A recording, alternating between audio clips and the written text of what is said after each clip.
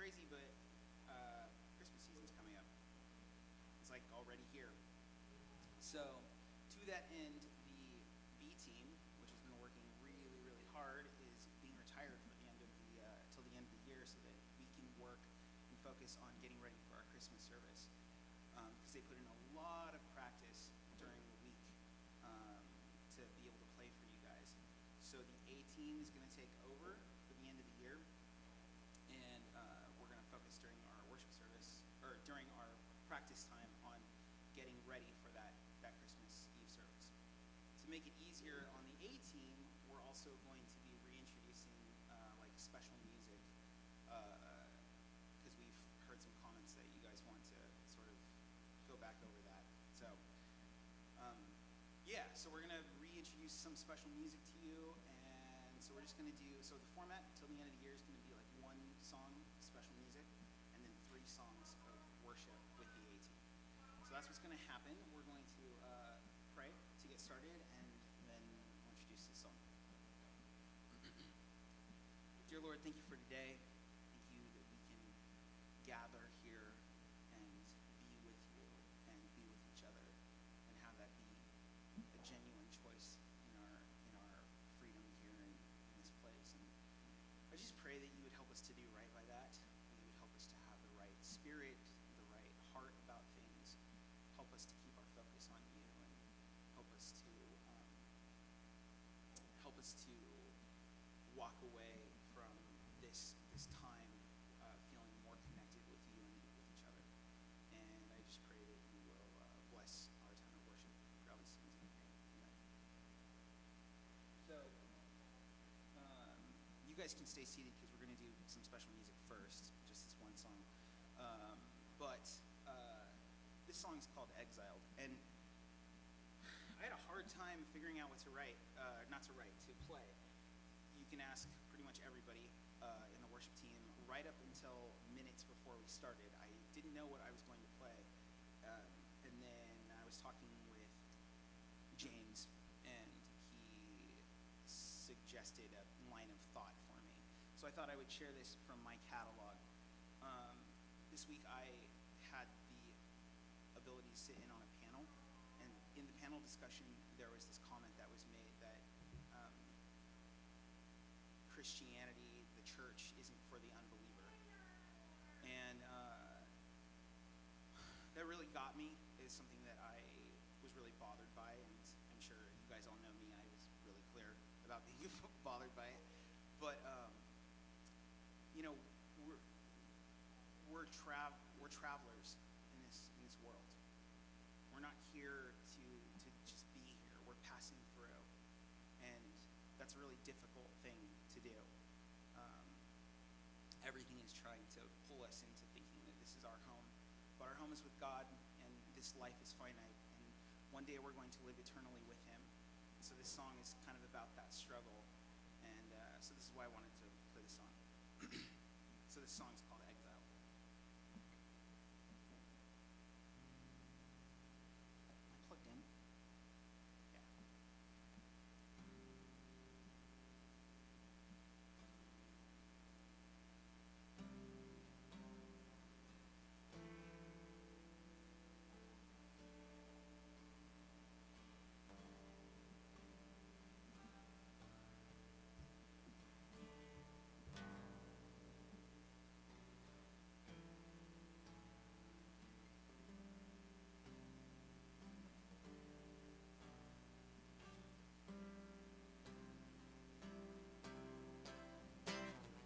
Holy, holy, Lord God above, still in your presence, your grace and in love. Holy, holy, God deep below, nothing is hidden, nowhere you can't go. And I will confess as I give to you that life, that I know you hear my prayers. You will keep me in your sight. My God is with me, and on this this I stand, and by his blood will I enter this land. And if my days end a stranger to men, my God is with me. On this alone I stand. Holy, holy, God in these flames, long may I burn if my King holds these chains. Holy, holy, God of the lions, let tooth and mane take my life in your time. And I will confess, whether beauty or in blight, that I see you everywhere. And by your words I found my sight. My God is with me, and on this I stand, and by his blood will I live in this land. And if my days end a stranger to men, my God is with me. On this alone I stand. My God is with me, and on this I stand, and by his blood will I live in this land. And if these days find my life at an end, my God was with me. On this alone I stand. My God was with me. On this alone I stand.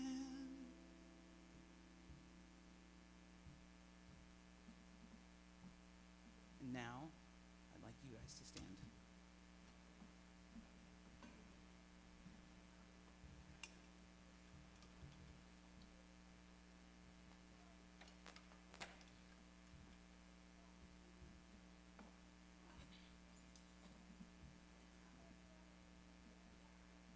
Just want to say it's good to be back, and I would appreciate you guys taking time to appreciate the B team and all the hard work that they've been doing.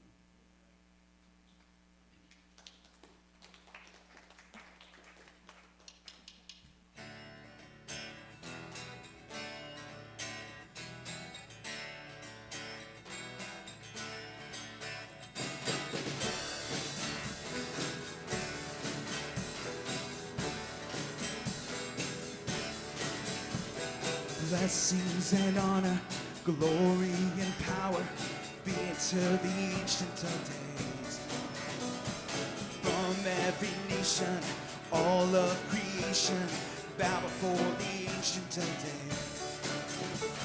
And every tongue in heaven and earth shall declare your glory. Every knee shall bow at your throne in worship. You will be exalted, O God, and your kingdom shall not pass away, O ancient of days. Blessings and honor, glory and power be to the ancient of days. From every nation, all of creation, bow before the ancient of days. Every tongue in heaven and earth shall declare your glory. Every knee shall bow at your throne in worship. You will be exalted, O God, and your kingdom shall not pass away, O ancient of days. Kingdom shall reign over all the earth. Sing to the ancient of days. None can compare to your master's word. Sing to the ancient of days. And every tongue in heaven and earth shall declare your glory. Every knee shall bow at your throne in worship. You will be exalted, O God, and your kingdom shall not pass away, O ancient of days. Your kingdom shall reign over all the earth. Sing to the ancient of days.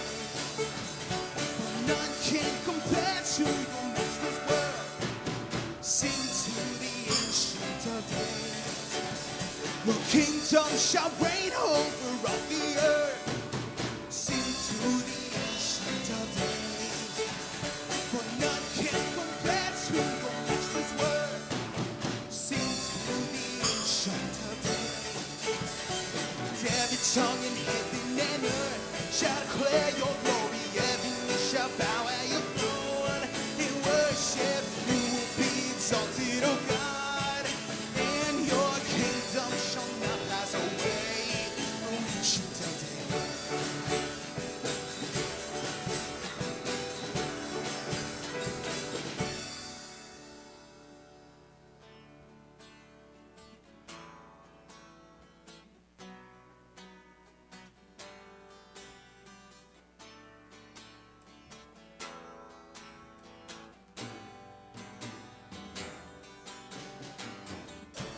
Blessed be your name in the land that is plentiful, where your streams of abundance flow. Blessed be your name. Blessed be your name when I'm found in the desert place. Though I walk through the wilderness, blessed be your name. Every blessing you pour out, I'll turn back to praise. And when the darkness closes in, Lord, still I will say, blessed be the name of the Lord. Blessed be your name. Blessed be the name of the Lord. Blessed be your glory.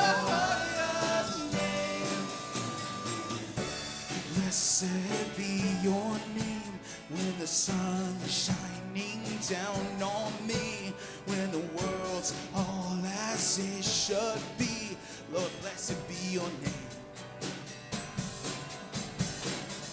And blessed be your name on a road marked with suffering. Though there's pain in my offering, blessed be your name. Every blessing you pour out, I'll turn back to praise.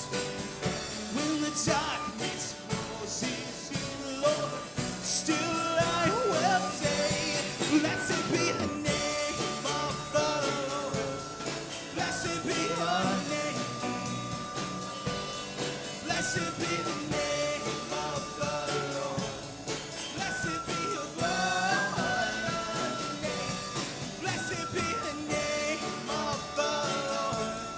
Blessed be your name. Blessed be the name of the Lord. Blessed be the glorious name. Give and take away. You give and take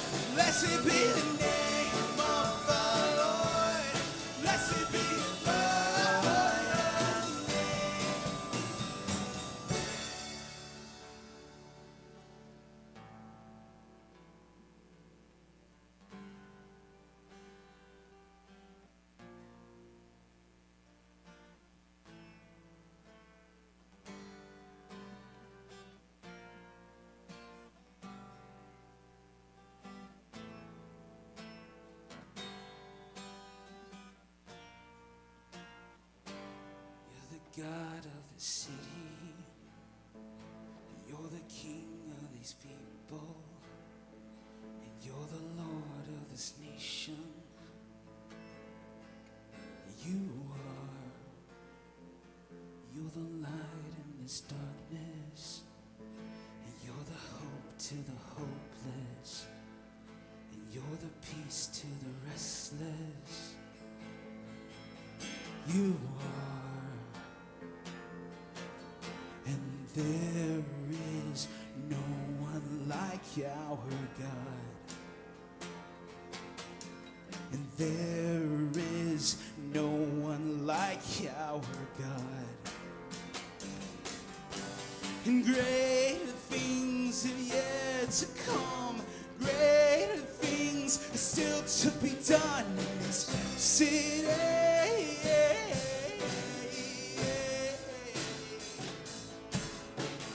Greater things are yet to come. Greater things are still to be done in this city. 'Cause you're the God of the city. You're the king of these people. You're the Lord of this nation. You are. You're the light in this darkness. You're the hope to the hopeless. You're the peace to the restless. You are. And there is no one like our God. And there is no one like you, God. Greater things are yet to come. Greater things are still to be done in this city.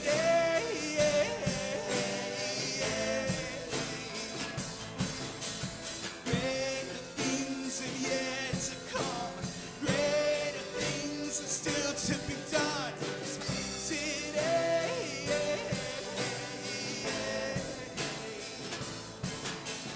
Greater things are yet to come. Greater things are still to be done in this city.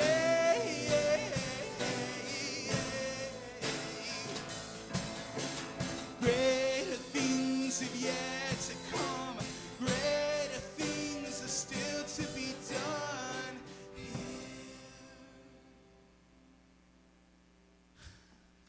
Everyone, sit down. And those who are getting rid of the, I don't know, James, it's your turn. I'm going to do that. I'll take care of it. All right, so go ahead and take opportunity to transport the children to the fellowship hall for the trade, and then we'll start our sermon in just a minute or two to allow for that to happen.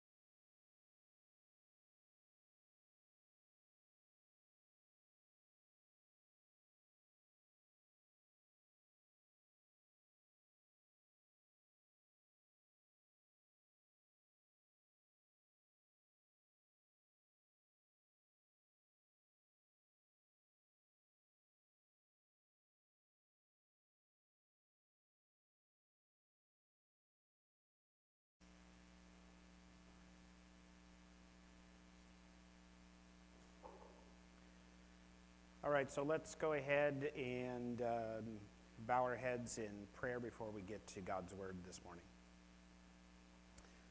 Father, we come before you and we look forward to the opportunity we have right now to spend time in your word. Pray that it would inform us, that we would grow wiser because of what it has to say, that we would write this on our hearts so that whatever situation we find ourselves in, we can refer to what it is that you have told us, so that we would be prepared, we would be steeled, that we would be protected no matter what we face.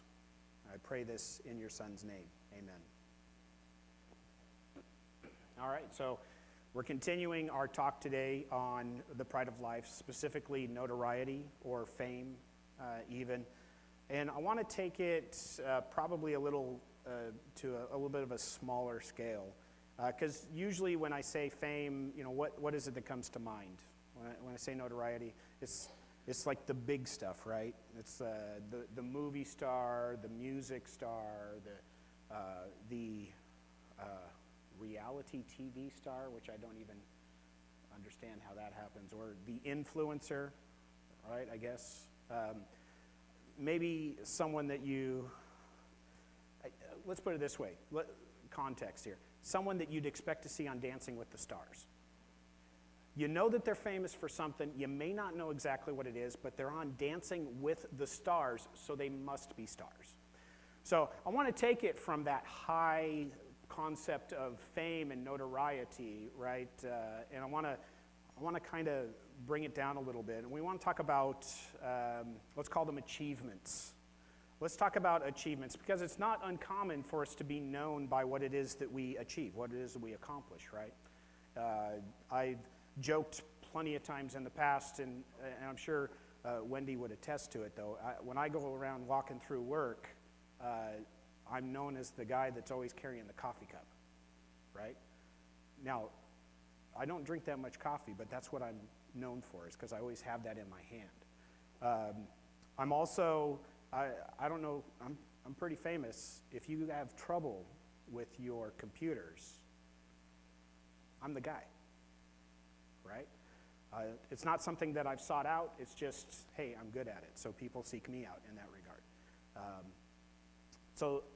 I'm kind of famous for my achievements with those types of things.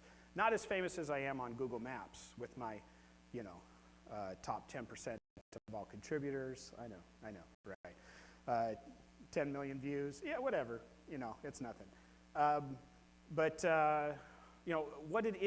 is it about these small things that we achieve? Those, are somewhat of a claim to fame, right? So, though it may not be on a huge scale like we've been talking about, and talking about the pitfalls of notoriety and what the Bible gives us example of notoriety, there is also examples of this smaller kind of notoriety within our circles and that type of thing. So today we'll be talking a little bit about achievements. And as I was kind of pondering this, I was really just drawn to the story of Joseph. Some of you may be familiar with Joseph and the amazing Technicolor Dreamcoat. If that's your only reference for Joseph, I'm praying for you, because that's a little bit way off the mark. But we're going to move beyond just this idea of Joseph as a dreamer, and we're going to take a look at his life, what it is he achieved, and how he dealt with the achievement and also fame that came with it. Yeah, I mentioned Dancing with the Stars. I want you to think about the other shows like America's Got Talent or The Voice or that type of thing. What really sells the contestants on those programs? Is it their singing necessarily? It's the backstory, right? That's how they get everybody in there. Even the people that aren't really like, oh, I just love singing and I love listening to people sing. That's what really hooks everybody. I mean, if Joseph was on the show, he's got a backstory to end all backstories, right? So if we look at his backstory from just an earthly perspective, it's kind of, it's filled with all sorts of stuff, right? So just for reference, of course, most of this is based in Genesis chapters 37 through 41. I'm not going to read Genesis 37 through 41. That might take a little bit of time. So we'll just hit some summaries of those types of things. So if we look at his life from an earthly perspective, you've got Joseph as the youngest of 12 sons, and he was the son of a shepherd, right? So he's a shepherd boy. He's betrayed by his brothers and sold into slavery. He shows early signs of potential and is put in charge of his master's home, Potiphar's household, right? And not only that, Potiphar is so impressed, he makes him like personal assistant, right? So if you think about it, he's basically in charge of everything in this man's house. Then he's falsely accused and imprisoned. While he's there, he impresses the warden so much that the warden puts him in charge of all the other prisoners and doesn't even have to, worry about him. Because he's in prison, because, some weird twist of fate, he happens to meet the Pharaoh's cupbearer and the Pharaoh's baker. And while they're there, they have these dreams, and he interprets them for him. He interprets them not, of his own power. He says, well, God interprets this, but he eventually then, because of that chance meeting, gets in front of the Pharaoh, the king of Egypt, right? And interprets that dream that the Pharaoh has.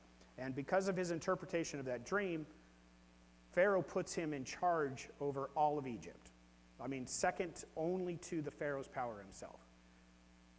So from shepherd to slave, from slave to prisoner, from prisoner to second in command of one of the largest empires at the time. That's a pretty amazing story. It's a pretty good accomplishment. And I would imagine that story alone would get him a good spot on one of those shows. From an earthly perspective, it's a rag to riches type of thing, overcoming so much. From an earthly perspective, you can't imagine a better story than Joseph's, right? But there's more to it that we have to look at. The Bible's perspective on things is a little bit different than what the world would have. So yeah, that's a pretty impressive backstory. He would do well in any of those categories if you put him up against anybody. And pardon me, just a second here. And I think that we can agree that from the earthly perspective, it's very impressive. The Bible tells us, though, specifically that there's a point to Joseph's achievement. It points out at every step of the way how it's not Joseph himself who is orchestrating what's going on. In fact, if you look at it kind of just as an overview, it almost seems as if he's just kind of being pushed along through these series of events. And it is how he actually reacts to those series of events that is what brings him the fame or notoriety. It is how he discusses those things with others that brings him the fame and notoriety. What is it that you repeatedly see in all of these different events that take place? Well, in Genesis 39, in verses 2 and 3, this is while Joseph is the slave at Potiphar's house. It says in verse 2, the Lord was with Joseph. So he succeeded in everything he did as he served in the home of his Egyptian master. Now Potiphar noticed this and realized that the Lord was with Joseph, giving him success in everything that he did. So we see that as a slave in Potiphar's house, God is still the focal point of what it is that Joseph has achieved. Now, Joseph did the hard work, right? He was put into Potiphar's house, and he worked hard while he was there, but it is God that showed through from the example of his work. So much so that Potiphar works hard, I'm going to put him in charge of everything. Potiphar put him in charge because the Lord was with him. You see, the aspect wasn't on Joseph is reliable, Joseph works hard, Joseph has accomplished this, he's achieved this. It's God is with him. So the reason he was able to achieve success, the reason that he was able to come to the status that he was within the household was specifically because of the aspect of God that was shown through everything that he did. And that is what was recognized. At his next stop, in prison, again, this is in Genesis 39, verses 21 through 23. But the Lord was with Joseph in prison and showed him his faithful love. And the Lord made Joseph a favorite of the prison warden. Before long, the warden put Joseph in charge of all the other prisoners and over everything that had happened in prison. The warden had no more worries because Joseph took care of everything. The Lord was with him and caused everything he did to succeed. Now, just you got to understand this picture. He is thrown into jail, falsely accused of something that he didn't do. And in this, the Lord still took care of him. Just think about these types of situations that we find ourselves in. I'm pretty sure, show of hands, how many of us have been sold into slavery by our brothers? John, is that a partial hand? Or no, I'm just kidding. Now, just because you ended up working somewhere, that's different, guys, okay? All right. I don't care how many of you have joined the IRS because Pastor Monty said, hey, you should fill out this application. That's still not being sold into slavery. So just keep that in mind. But he was sold into slavery. None of us have experienced that. But that's to be stripped of familyhood, to be betrayed by those that are closest to you, by your blood relatives. Now, some of us kind of know a little bit about the sting of being betrayed by our blood relatives, but it's never even been to the extreme here like Joseph experienced. And then just as he finds success in the family that he sold into slavery over, just as he is raising to prominence and taking care of everything that's there, he gets accused of trying to attack Potiphar's wife.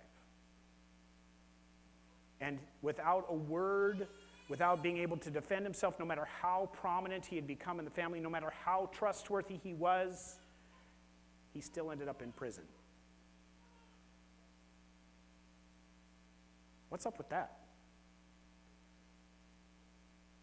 We have never experienced that kind of thing in our lives. And yet, we often forget that even in those moments, God is carrying us. How is it that we go through these trivial little things, these bumps in the road, these small times where, maybe we're having difficulty, we're not getting promoted in work. Oh, it's so terrible. I didn't get the promotion yet again. Or, I'm having real trouble in relationship with this person or that person. I'm really not succeeding the way that I think I should. God has abandoned me. You weren't sold into slavery or thrown into prison for something you didn't do. And instead of focusing on those aspects where we would definitely say, ooh, there's a problem here, Joseph still worked appropriately. And God had him succeed where he was in the position that he had been put in. That's an interesting mindset to have. And so I say interesting only because we don't see that kind of thought process today, right? Christianity is filled with people that don't want to see any type of trouble. They come to Christ because, it's going to be a better life. As soon as I say, yeah, I believe that Jesus died for my sins, there you go, I'm successful now. All my troubles are gone. I'm not going to struggle with anything, right? I'm going to give appropriately, I'm going to work hard, and all of these successes will come to me because I've done those things. And then when we encounter those bumps or those divots in our lives, when we encounter those struggles, we don't say, oh, well, God's got my back. We say, oh, God has abandoned me. Or worse yet, we go to our friends and we go to our Christian brothers and sisters and they say, your problem is your faith isn't strong enough. You haven't prayed appropriately. You haven't done enough good works. It's an interesting part of one of the Bible studies that I'm on. I think like Tiffany's on this one as well. We just got through going through Job. We have never experienced what Job has experienced, right? But what did all of his friends say over and over and over again? Well, you did something wrong. Just confess, Job, you obviously did something. How easy is it for us to just kind of fall into that, as if somehow, just because we're in a proper relationship with God, everything in life is going to go our way. Do you not hear the pride in that statement? Everything in life to go my way? Do we forget who God is in the relationship? Who God is completely? Or do we just look for our own accomplishments and our own successes, our own achievements, and we say, this is how it's supposed to be because everything is nice for me. I have everything I need. We need to get off of that pride horse. Now, when Joseph continues this streak of attributing things to God, when he interpreted the dreams for the cupbearer and the baker, he attributed it to God. You can see that in Genesis 40, verses 8. You can also see when he interpreted the Pharaoh's dream in chapter 41 of Genesis. He attributes that again to God. He says, I cannot interpret your dream, only God can interpret your dream. So when the Pharaoh gives him all the authority over Egypt, the Pharaoh did so not because Joseph could interpret dreams, but what does it say? In chapter 41, verse 38 through 39. So Pharaoh asked his officials, can we find anyone else like this man who so obviously is filled with the Spirit of God? Then Pharaoh said to Joseph, since God has revealed the meaning of the dreams to you clearly, no one else is as intelligent or wise as you are. What does this say about Joseph's achievement? What does this say about our own achievement? What is it that we've accomplished in life, and how is it that we attribute that to ourselves? Do we say to ourselves, self, you're doing great. Look at what you have achieved. And do we focus on those accomplishments? How is it that we tell others about what it is we've achieved, right? We venerate people based on their status. We raise them up because of what they've been perceived to have achieved, right? In high school, I had a friend who worked really hard, really hard. And he had, 4.0. That was the highest you could get then, and they didn't go above 4 in my day. And he was valedictorian. His achievement was he was valedictorian. And that summer after we graduated, he threw a football at my head because he realized that I got the exact same degree and I didn't get the accolades of being valedictorian. He was angry because he realized that achievement did not mean as much as he was told it would mean. Now, that's not to lift myself up in any way. I totally bombed through high school. I should have done way better than I did. In fact, because of the way that I went through high school, I still deal with just difficult stuff today. And if you have any questions about that, I'd be more than happy to go into more detail in a private conversation. But what does this picture here of Joseph say about achievement? At least two things, right? At least two. First, Joseph achieves because he has the right abilities. They're put into effect in the right circumstances. One thing leads to another. His success is assured. Countless biographies of even like super high achievers in this world include those same basic ingredients, right? Abilities exercised the right way at the right time. The second is that the path to his greatness is entirely orchestrated by God in heaven.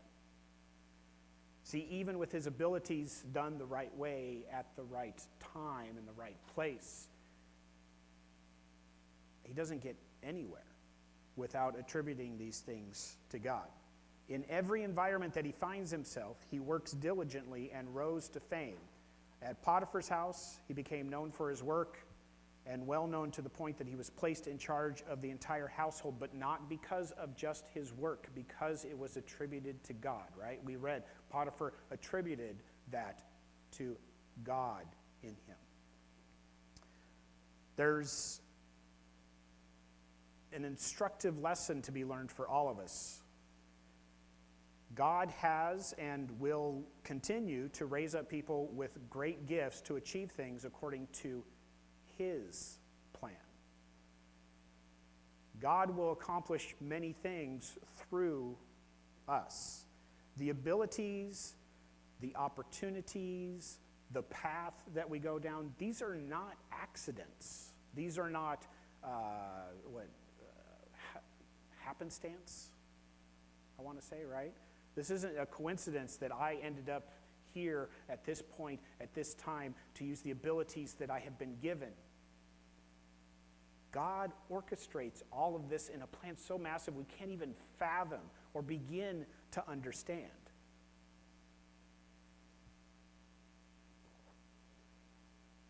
The other lesson that we maybe learn is from Joseph himself, in that he saw himself not as an awesomely powerful figure with great abilities. He regularly and explicitly acknowledged that all of his gifts, all of his abilities came from God.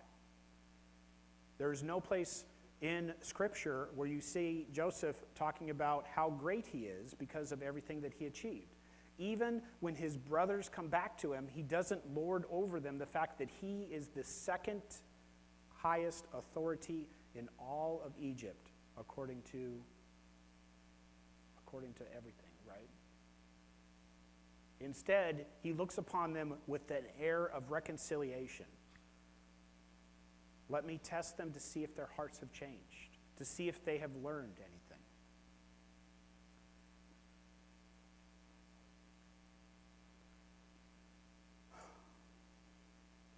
It is hard not to look at Joseph and see that there is some fame and some accomplishments. Obviously, I'm not going to speak for everyone. I'm pretty sure I'm not going to rise to second in command to a great nation. In fact, I got to tell you, I've had this discussion with my wife. I was dead set at 35. I was going to go into politics. I was going to be president, because right then, right, I meet all the qualifications for president, right? I was born here. I'd be 35. I made an agreement with my wife I wouldn't do that, though. So I'm pretty sure I will not rise to great power in a great country in the world. But I don't know. I mean, our presidents are much older than 35 generally, so you never know. Maybe God's plan will change for that. But I'm not going to bet on that. I'm going to take the situation that I find myself in, and I'm going to work hard with the abilities that God has given me to achieve everything that I can, not for my own glory, but for his glory. And that includes the times when I am downtrodden. It includes the times when I've hit those valleys, those lows. When I feel that God has abandoned me somehow. Because the truth is, I know that he hasn't. So don't fool yourself into thinking in those valleys and those lows that, well, what's the point in even trying? Because in those valleys, in those lows, God chose Joseph to succeed in each and every one of them.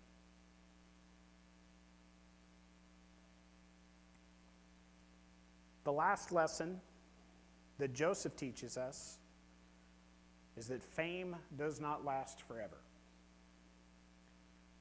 Joseph, in fact, even foresaw that his fame would not last forever. Genesis closes with him requesting, pleading earnestly for all of his brothers and sisters and their families to follow God, knowing that God would lead them out of the land back to where they were supposed to be.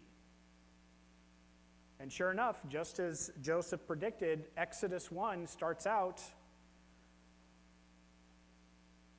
verse 8, it says, eventually a new king came to power in Egypt who knew nothing about Joseph or what he had done. This is a man who at one time had saved the world from famine. It's a pretty big accomplishment, right? And yet time passed, and no one knew what he had accomplished. Fame does not last forever. Achievements do not last forever. And sometimes we will look at our achievements and we will find them wanting only if we have the mindset that our achievements are our own.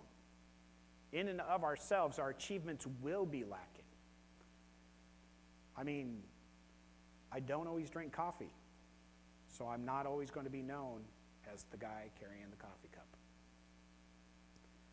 Joseph's story shows great success throughout his life, specifically attributed to his relationship with God. Not based off of his own work or understanding. And as we discussed last week, if it was based off of those that seek out recognition of their fellow man are going to receive all the reward that they'd ever received, right? We read in Matthew chapter 6, verses 1 and 2. It says, watch out. Don't do your good deeds publicly to be admired by others, for you will lose the reward from your Father in heaven. When you give to someone in need, don't do so as the hypocrites do, blowing trumpets in the synagogues and streets, calling attention to their acts of charity. I tell you the truth, they have received all the reward they are going to receive.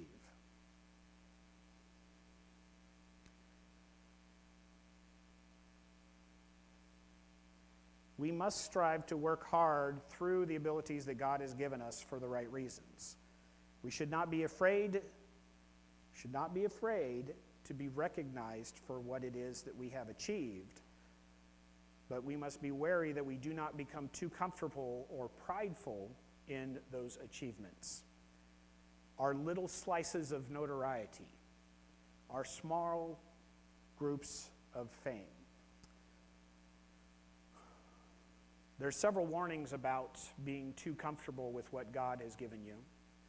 What comes to mind for me, just because I've been reading through the Old Testament, is in Hosea. In Hosea chapter 13, it says, but when you had eaten and were satisfied, you became proud and forgot me. See, this comes to, I've been fascinated for several months with specifically the 23rd Psalm, and specifically just this concept that God sat down or sits us down at a table in the presence of our enemy. And of course it says in the 23rd Psalm that a cup overflows. Just thinking about this, right? Because we don't often think about, oh, hey, I'm in danger, I'm going to sit down and have a three-course meal, right? But just that concept that God would sit down and even in the presence of our enemies, make sure that we are fully satiated, that we have not enough, but more than we would need.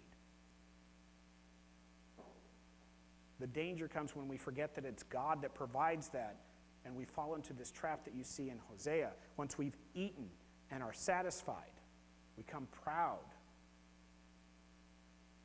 and we begin to forget who God is. There's an inherent and grave danger in the achievers and the successful ones in life when all their needs are met and many, if not all, of their wants are met as well. I've made it. When we become too comfortable and we feel like we've accomplished a lot in life, when we feel like we've achieved whatever specific certain amount that may be. Now, mind you, that metric always changes, right? This is an accomplishment, an achievement here, but go down the road a week or two, and now the achievement is here instead of here. But when we achieve whatever level of success, the question that we need to ask ourselves is, are we forgetting God when we look back on what it is that we've accomplished? Do we turn it to that prideful language that I talked about at the beginning? Is it, oh, I've accomplished this. Look and see my body at work, who I've impacted, what I've done, what I've accomplished, the things that I have achieved. Or do we give the proper context to that? Look back upon all the people that God has touched, and I was able to be a part of that. Look back on everything that I have achieved, that God has worked, and I was able to be a part of that. The emphasis must be on what God has achieved through us, not what we ourselves have done. You don't see Joseph talking about his accomplishment without that qualifier about how God orchestrated it all. Every single step of the way, the scripture says God did this through him. They saw God in this. You don't see Joseph, who was unjustly jailed, who was sold into slavery. You don't see him calling out the cupbearer when he finally gets in front of Pharaoh, 2 years after he interpreted the cupbearer's dream. What took you so long, buddy?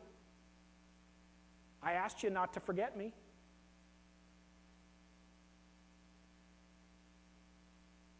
It's not about Joseph.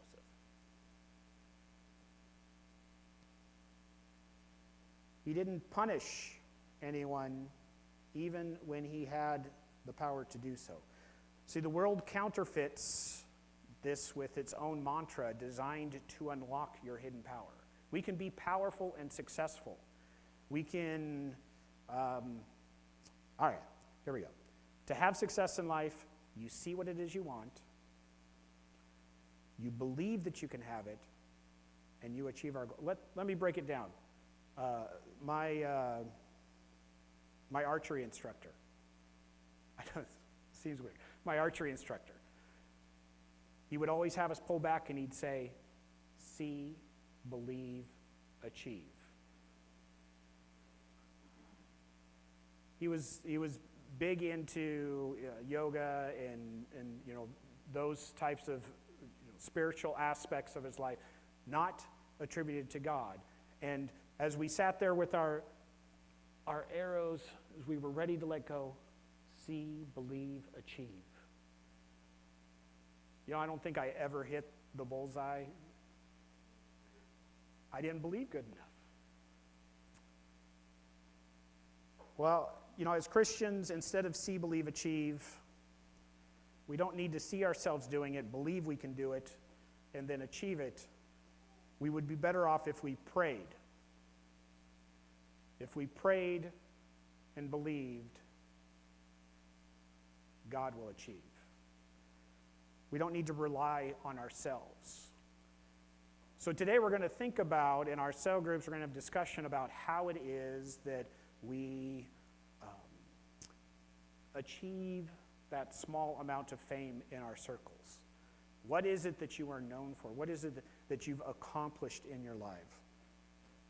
And how is it that you've applied what it is that God has given you, those abilities and your fame? So I do have some questions for you.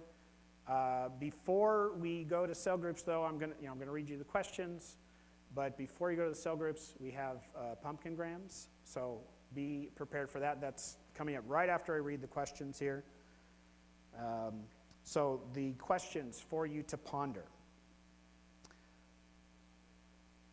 And I've kind of been leading up to this for the last 2 weeks as well in the questions, but I want you to think about what fame it is that you have attained, from your accomplishments. What fame have you attained from your accomplishments?